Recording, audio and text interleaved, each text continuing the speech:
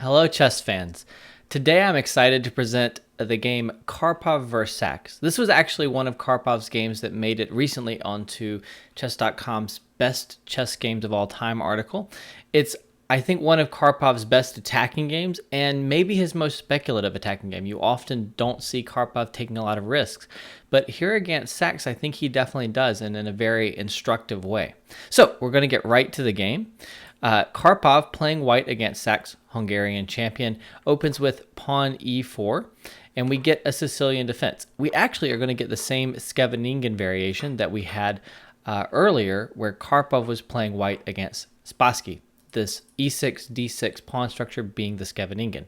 Now, in the earlier game that we looked at, Karpov played bishop e2. Solid, kind of unassuming line, and he won a very brilliant positional game. But in this game, he's going to go for the most aggressive and challenging line, the carries attack with pawn g4. Suffice to say that this is why a lot of grandmasters no longer enter the Scheveningen variation, at least not in a route like this that allows g4, the carries attack. I'm not really a theoretical guy. I definitely am not theoretical when it comes to the carries attack. So I will just make some brief notes and say that I didn't see like a really good way for Sax to get equality in this opening variation. And I think that's why a lot of players just don't want to go down this route. So he plays h6, which is the most common move. Karpov plays rook g1, which is actually a little less common than pawn h4, but is perfectly good, fine move. Also, it scores very well. Bishop e7, bishop e3, knight c6.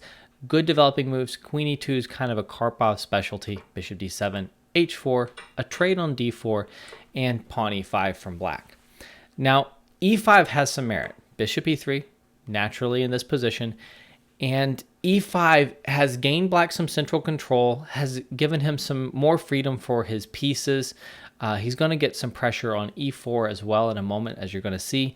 But it's also a very committal move. e5, probably necessary at this point because there wasn't necessarily a better continuation, does weaken d5 and the d file and the pawn on d6. And these things are going to matter in this game. Tactically more than positionally, but they are going to be a factor. So Sax plays bishop c6, attacking e4.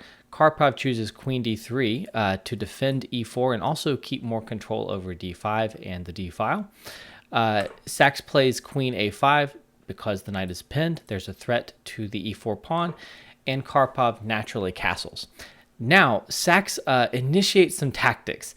And the thing is, this is kind of a, I've said A with this bishop c6, e5, queen a5 setup.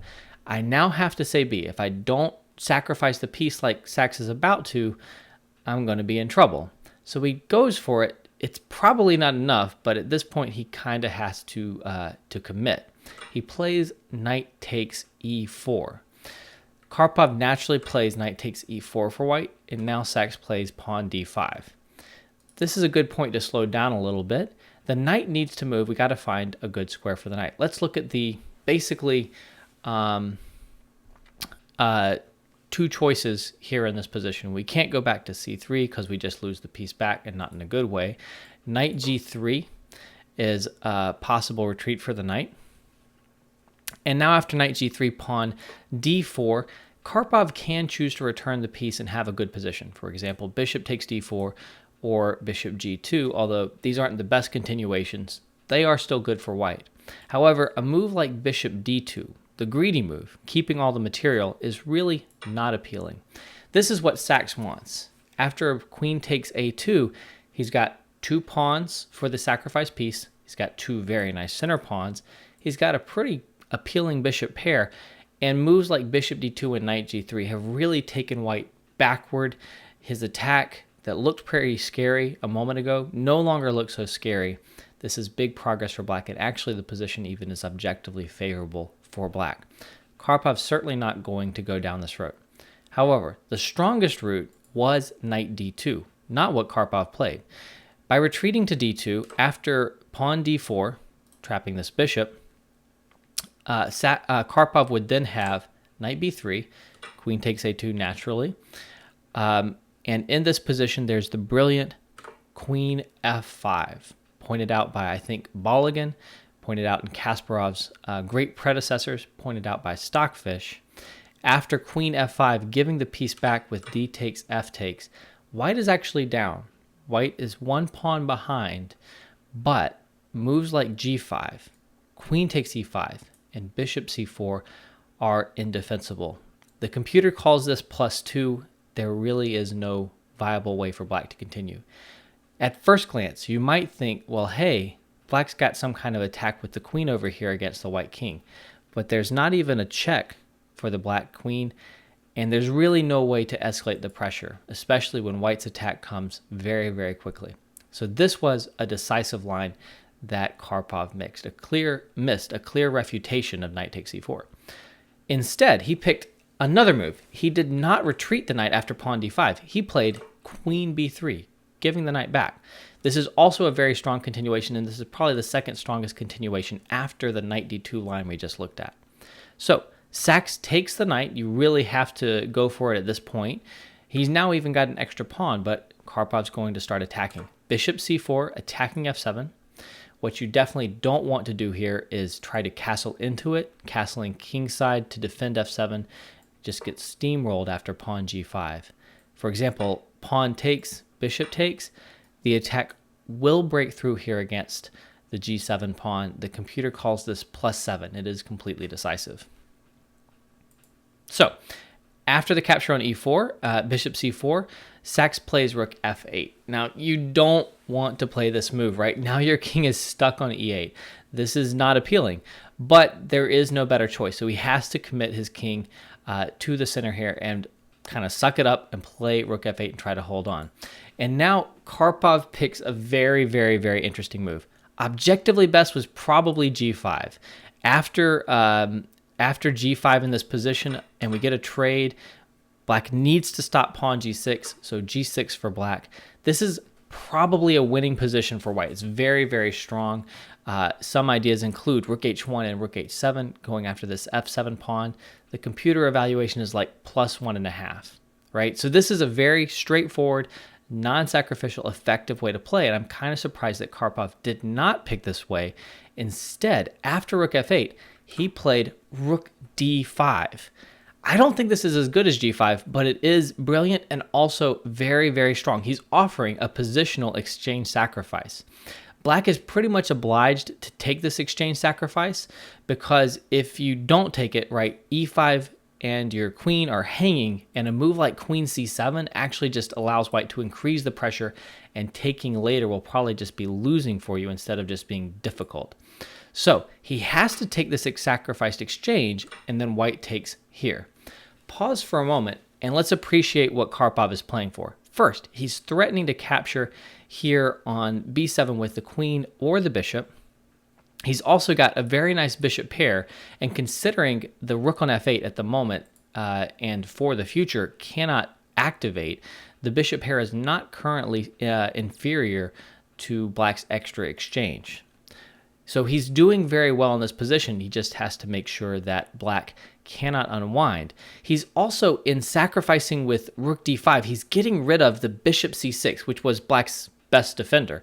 That bishop on c6 held together a lot of light squares. As soon as it is gone, and you see this position, you can see that the white bishop is really, really difficult to oppose. And that's not going to be something that's resolved quickly for black. He's going to have to be defending the light squares tenaciously for the rest of the game. So one thing I want to point out is queen b4.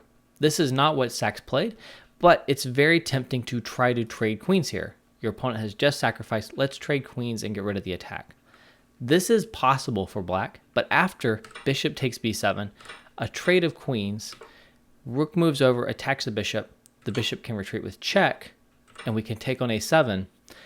We've got a position where the game is still going. It's still complicated. It's not just winning for white, but the bishop pair and the queenside passers are not inferior to black's material. This is maybe even objectively winning, although there's a lot of game left to play, but certainly practically you've got to favor Karpov here. So Sax rejects the attempted trade of queens and instead plays rook d8, trying to activate his pieces and resolve the tension. Now, Karpov is not going to get greedy here. He's not going to play bishop takes. b7 because bishop c5, trying to trade the dark squared bishops and access the e7 square for the king's defense is a very good way to play, and it really reduces a lot of the pressure.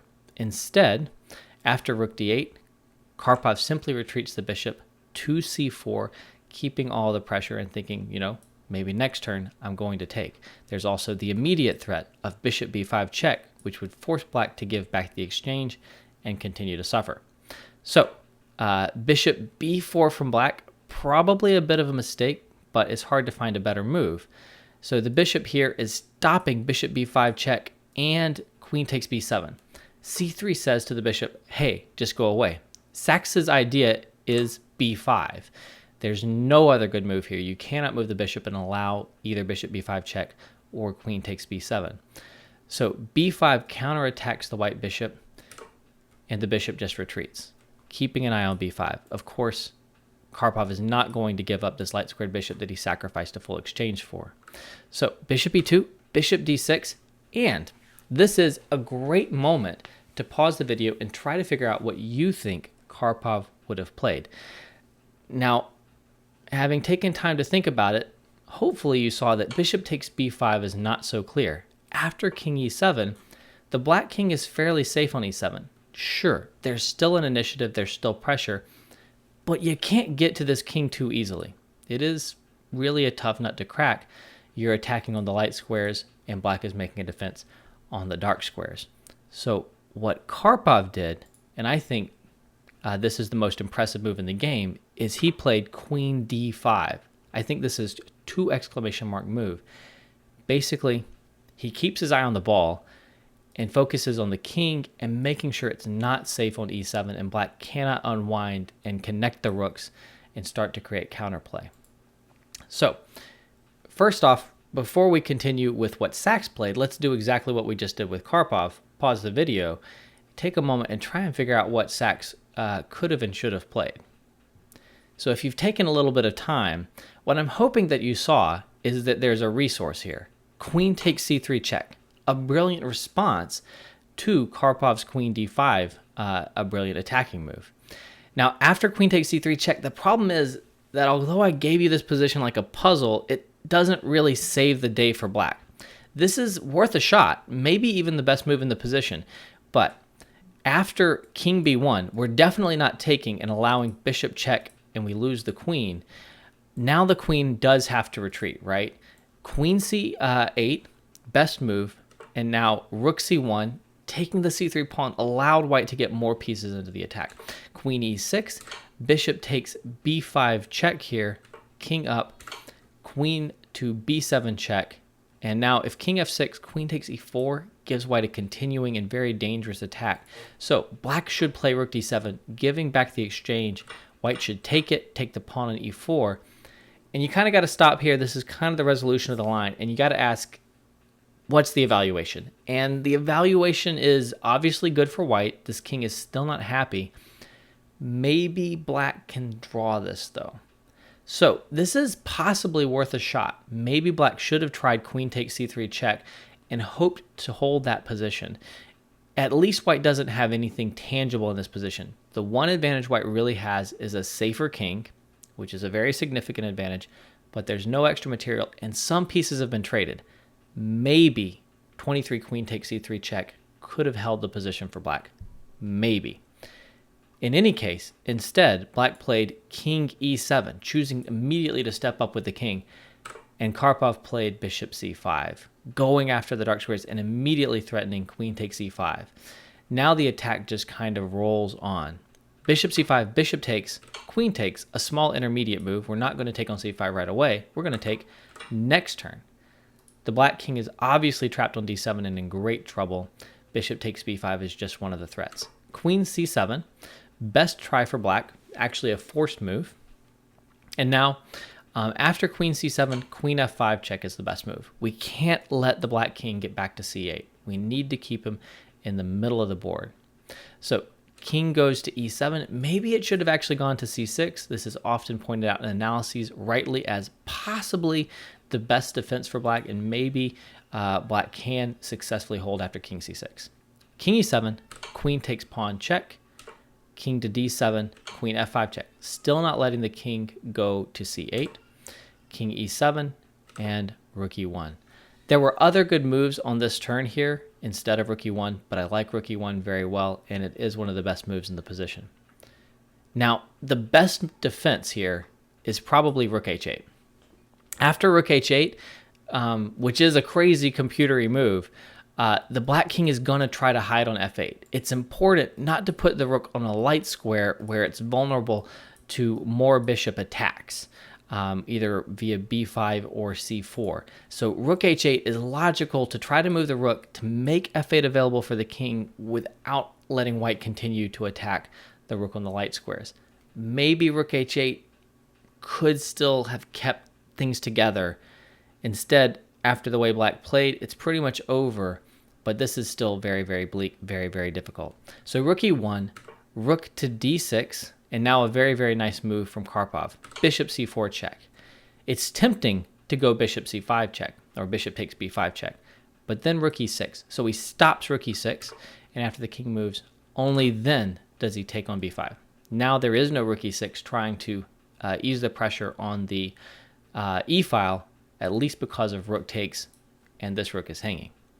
So black needs to find a good move, and unfortunately there's not really a good one available. a6, bishop a4, making sure not to allow rook e8 and a trade of rooks. Pawn g6 attacks the queen. Queen f3, thinking about queen to a8 check, very strong move. King to c8, and unfortunately this king c8 move was the decisive blunder for black. After this, Karpov wins basically on the spot. Pause your videos if you can and figure out what he played in this position. The winning move was rook e7. Beautiful move. Great way to finish a great attacking game. Now, if queen takes e7, we'll back up and look at that resource in a moment. If queen takes e7, white basically checkmates. Queen check, the king steps up, queen check, the king steps back and defends the queen on e7, which is the big problem here. Queen b8, checkmate. So instead, black tried another resource, rook d1 check after rook e7. And now after white takes, the black king will have access to the d6 square. So it's not quite as simple as in the other line. Queen a8 check, king up to c7, queen to a7 check, king d6. You got to step up and defend the queen. And we saw that going to d8 allowed mate. And now after queen b6 check, Sax resigned in this position. The problem is there's only two king moves. They are d5 and d4, and whichever one you pick, queen to d4 check, king e6, bishop b3 is the same mating position. A beautiful, beautiful attacking game from Karpov. Again, rook d5, unusually speculative from Karpov, really a wonderful idea, but I like the following moves, bishop c4 check, and particularly queen d5 even more. I hope you like this game.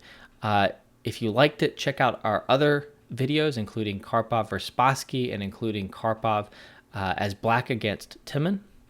And be sure to share this on social media with some friends who you think might also like the video, and follow on Twitch and YouTube and Twitter and support us that way. Thanks so much and have a great day.